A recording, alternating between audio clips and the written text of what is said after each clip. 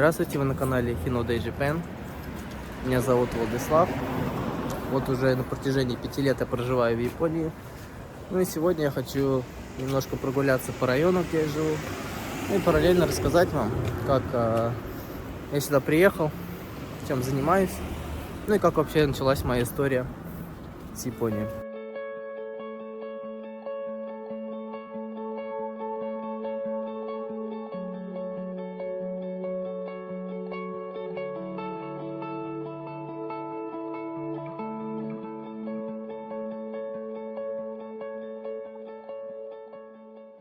Родился я в Астраханской области, в небольшом селе. Закончил Астраханский государственный университет с двухпрофильным образованием. Это переводчик иностранных языков, ну и, соответственно, педагог. Основной язык у меня был японский. И параллельно второй язык я изучал английский. Вообще интерес к Японии у меня зародился, когда я был еще в средней школе. Буду краток, было просто две причины. Первая — это знаменитый фильм американский «Последний самурай». Вдохновили японские самураи, ниндзя. То есть это дисциплина, чем они занимались, как они занимались, какой подход у них вообще был к своей работе. Вторая причина — это в то время я как раз начинал заниматься японской борьбой дзюдо. Ну и уже в то время понимал, как бы интересно было, да, совместить все это. Изучение языка и спорт.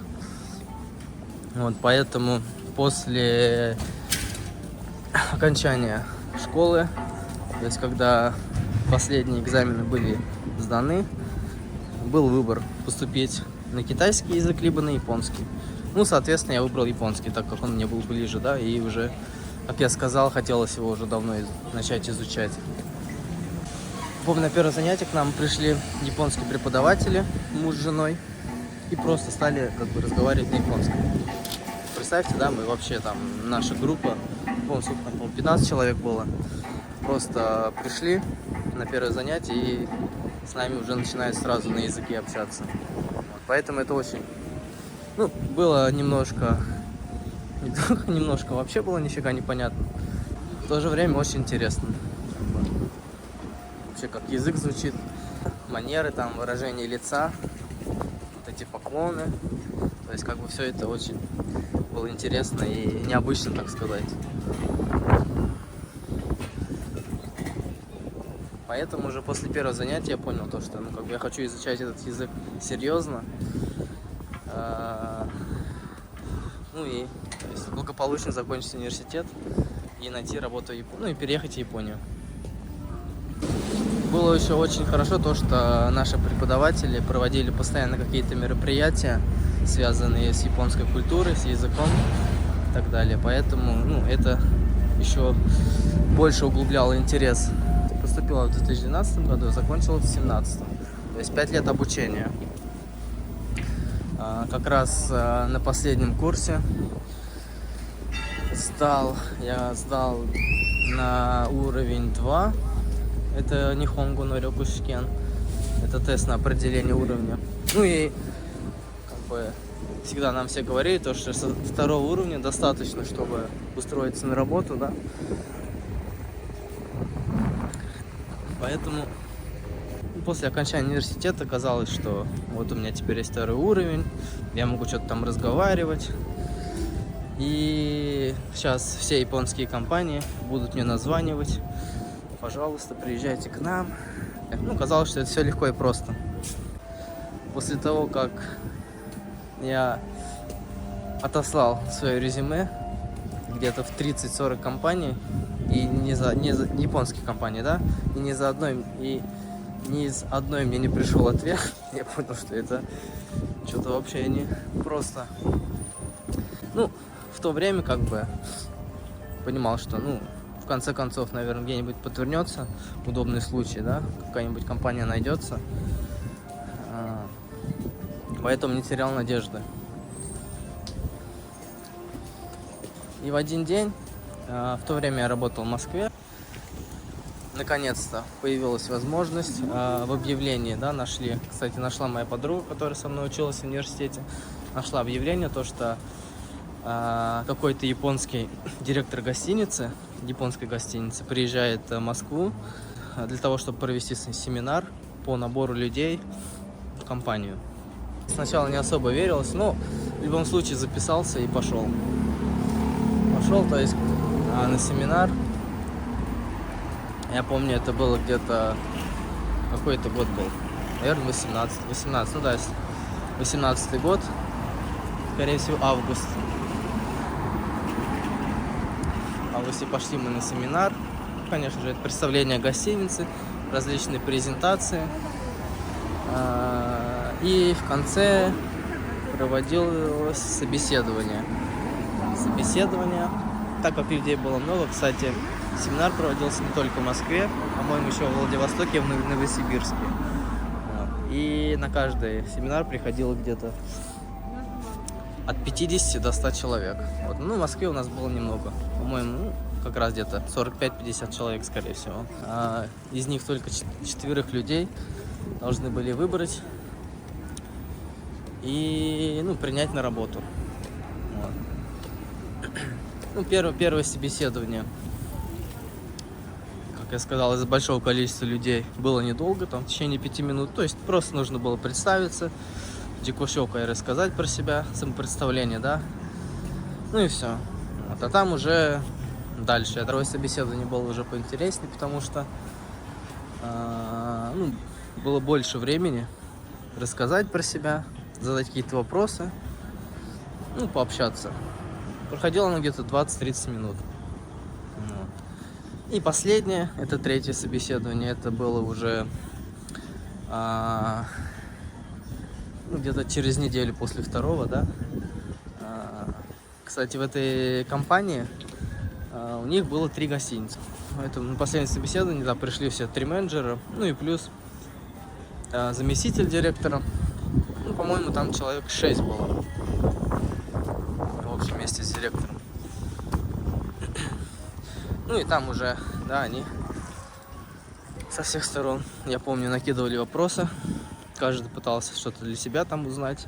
Я так понял, это был такой... Они пытались понять, в какую гостиницу больше человек подходит, да, где он больше будет полезен. И, соответственно, где им будет удобнее работать. И вот, то есть, когда это все закончилось, еще прошла неделя, и пришел уже официальный ответ, потому что так и так мы вас берем,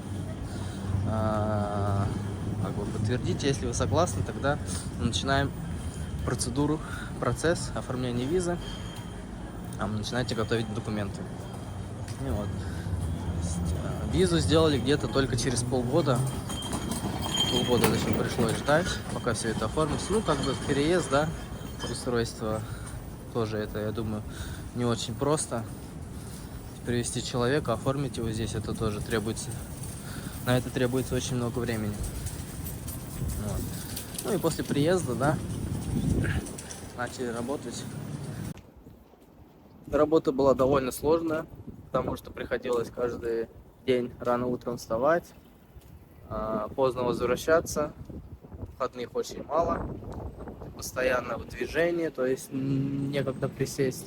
И плюс, то есть постоянно должен общаться, да, на японском языке с гостями, потому что где-то 98% гостей это японские, это японцы.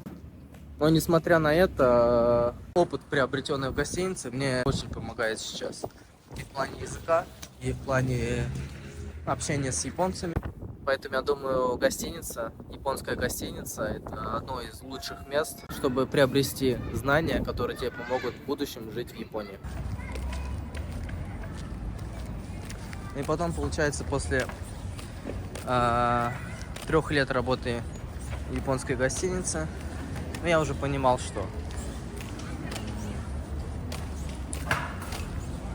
опыта получено достаточно много. Работа уже не так интересна, как было, да, по сравнению с первым годом. Поэтому нужно что-то менять в жизни. Так как, кстати, во время учебы в университете у меня была возможность побыть студентом по обмену в японском университете.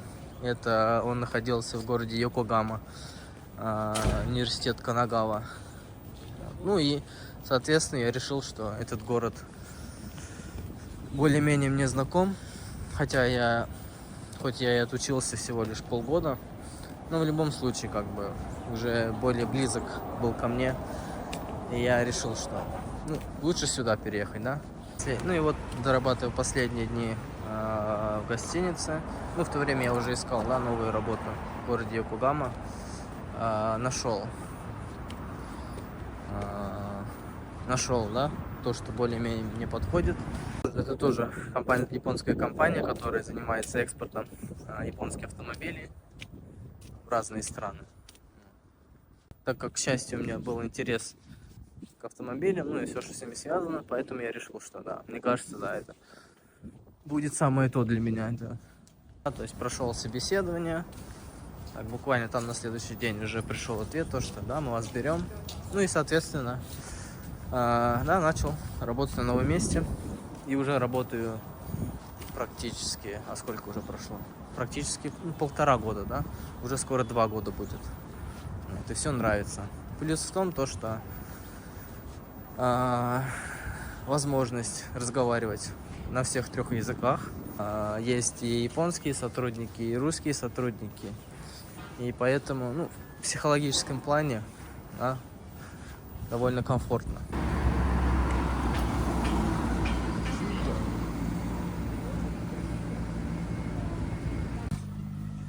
Ну а в нынешней компании, если кто смотрел предыдущее видео, я работаю логистом. Отправляю машины на разных пароходах и в Россию, и в Европу, и в Африку, куда мы только машины не отправляем. В целом работа очень нравится. То есть дни пролетают просто один за другим, потому что постоянно занят, постоянно много работы. Планах на будущих пока что, так как все устраивает в этой компании, работать в ней максимально, да, получить какие-то для себя знания. Ну а дальше посмотрим. Конечно же, проживая, да, в такой интересной стране, хотелось бы попробовать пожить и в других регионах, допустим, где-нибудь на севере, либо на юге. Ну, поэтому посмотрим.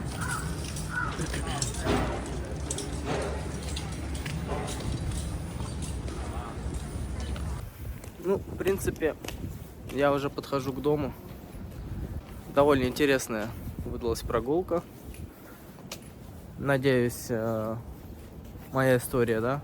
Ну, по большей части, конечно, я про гостиницу рассказывал. Ну, потому что это реально это была моя первая реальная работа в Японии. Откуда все началось, так сказать. Поэтому, хотелось как-то выделить именно вот это место. Вот. Кстати, уже начинается сезон сакуры. Уже некоторые деревья начинают цвести. Я думаю, еще недели, и тут просто будет все. Буквально на каждом шагу будет эта сакура. Можно будет гулять, наблюдать, созерцать и так далее. Я думаю, что видео такого формата не первое и не последнее. Поэтому в следующий раз посетим какие-нибудь другие локации. Расскажу что-нибудь новое. Поделюсь своими другими историями. Спасибо за просмотр. Увидимся в следующий раз. До новых встреч.